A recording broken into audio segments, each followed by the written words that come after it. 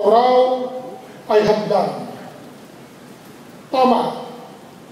Malaki akong hadlang sa mga nagnanais na hindi matuloy ang pamamahagi ng lupain sa mga magsasaka sa Luzon, Malaysia.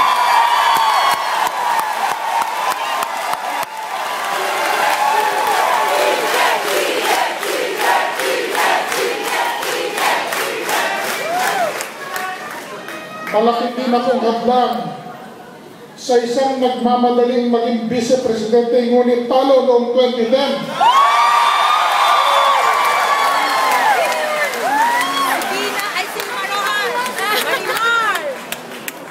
At huwag na tayong lumayo.